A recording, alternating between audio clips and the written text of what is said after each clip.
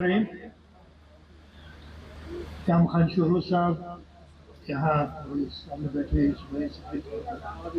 प्रधान साहिबा भैया थोड़ा सा शकील साहब और सारे जो दोस्त बैठे हैं और खास तौर पे इस तकरीब का लेकिन अरेंज करने वाले KDSP सारी ऑर्गेनाइजेशन के फाउंडिंग चेयरमैन फाउंडिंग को चेयरमैन अली अल्लाह वाला ताबिक साहिबा CEO आपकी सारी टीम आप सबको अस्सलाम वालेकुम।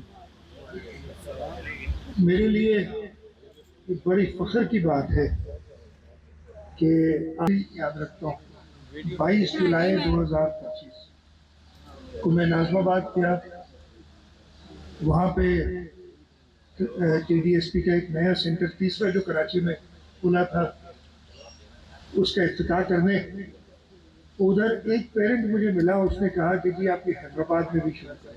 मैंने उसी वक्त अली से कहा, अभी साहिबा से कहा कि भाई हैदराबाद में खोलना है।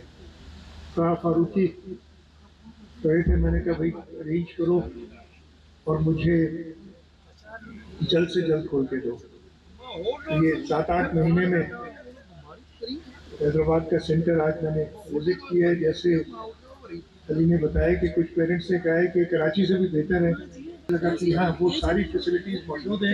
तो सबसे अच्छी बात मुझे लगी तो ये कि मैंने इनसे पूछा कि आपकी जो फैकल्टी है, आपकी जो इधर थेरेपिस्ट है, सब के सब हैदराबाद के हैं, जो मैनेजर इस फैसिलिटी है वो भी हैदराबाद के हैं।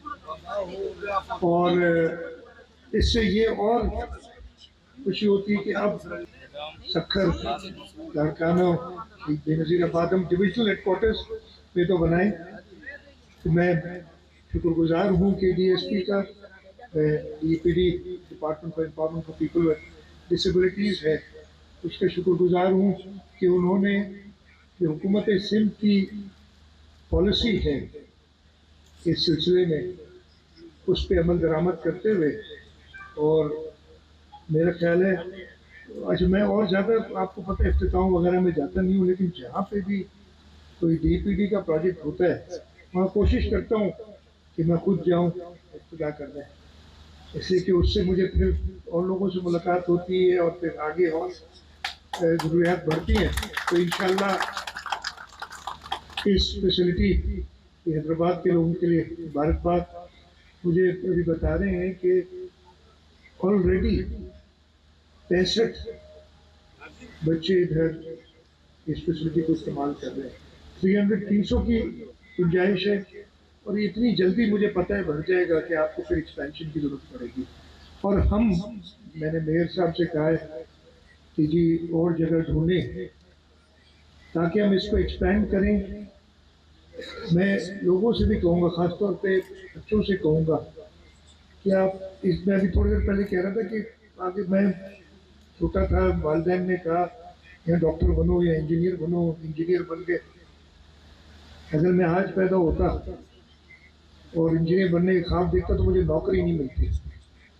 वो इसलिए नहीं मिलती कि वो इंजीनियर का सारा काम वो AI आ गई है वो कर लेता है, लेकिन ये काम जो ह्यूमन इंटरेक्शन है वो AI नहीं कर सकता।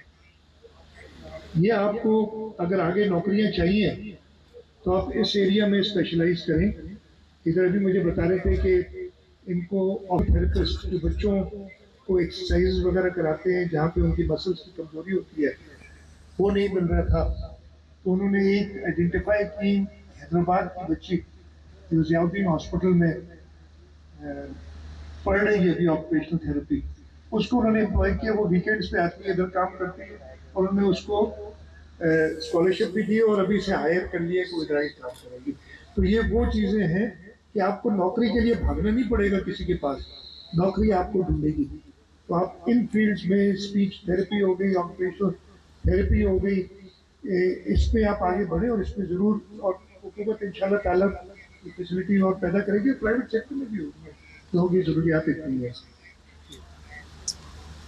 मैं हुकूमत की कॉन्सेप्ट जो कि मेरा अपना नहीं है, मैंने अली जैसे लोग और भी लोग ऐसे जो हमारे साथ इस सफ़र में मुझे इकट्ठे हुए हैं। 2016-17 से मैंने शुरू किया था।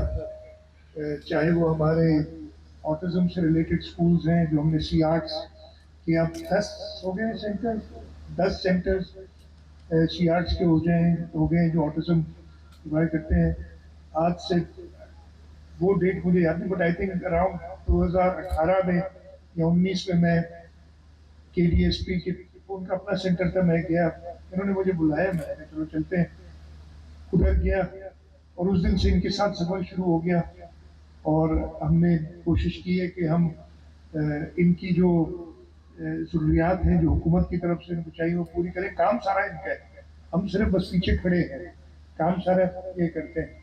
तो ये सफर शुरू हुआ और इन्हीं की तरफ से मुझे, बल्कि अभी मुझे अली ने एग्जाम्पल दिया